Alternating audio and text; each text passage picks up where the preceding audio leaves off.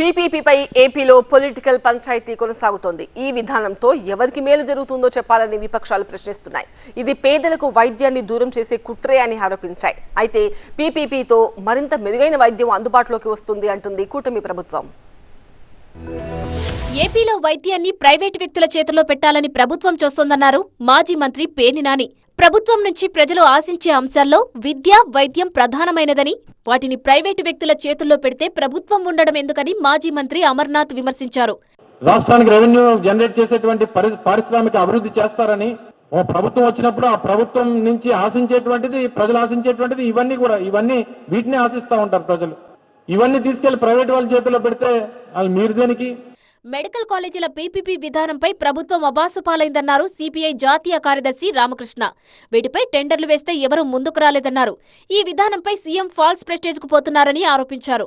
Private వాళ్ళైతే బాగా ఇస్తారంటే మరి ఏ ప్రైవేట్ హాస్పిటల్లో మీకు బాగా చూశారో అంటే అది వారే చెప్పాలి. మరి అంటే ఓన్లీ డబ్బులు ఉన్న వాళ్ళకే వైద్యం దొరకాలి, డబ్బు లేని వాళ్ళందరూ కూడా వాళ్ళు ఏమైనా పర్వాలేదనే స్థాయికి మీరు వచ్చారు. పీపీపీపై విపక్షాల అసత్య ప్రచారమన్నారు మంత్రి సత్యకుమార్. పీపీపీ ద్వారా పేదలకు మరింత మెరుగైన వైద్య సదుపాయాలు అందుబాటులోకి వస్తాయన్నారు. వైద్య విద్యలోనూ సీట్లు పెరుగుతాయన్నారు. పబ్లిక్ ప్రైవేట్ పార్ట్నర్షిప్ని ప్రైవేటైజేషన్ అనేక సందర్భాల్లో మనం మాట్లాడుకున్నాం.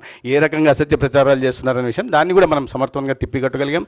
రాష్ట్రంలో ఈ పబ్లిక్ ప్రైవేట్ పార్ట్నర్షిప్ వల్ల ఒక నాణ్యమైన వైద్య విద్యని అందుబాటులోకి తీసుకురాగలుగుతాం. గత విధానం కన్నా ఈసారి 110 సీట్లు అదనంగా పేదలకు అందుబాటులోకి తీసుకురావడమే కాకుండా ఇవాళ రాష్ట్రంలో ఉంటున్న పేదలకు మెరుగైన వైద్య సేవలు అందించే దిశగా ఒక్కొక్క 6,250 పడకల ఆసుపత్రులను కూడా నిర్మించబోతున్నాం.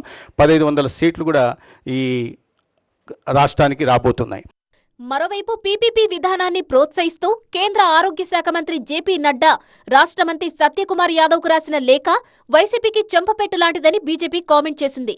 20 రాష్ట్రాల్లో 919 డయాలసిస్ కేంద్రాలు పీపీపీ విధానంలో నడుస్తున్నాయని, వీటికి కేంద్రం 80% వరకు వైబిలిటీ గ్యాప్ ఫండింగ్ ఇస్తోందని పేర్కొంది.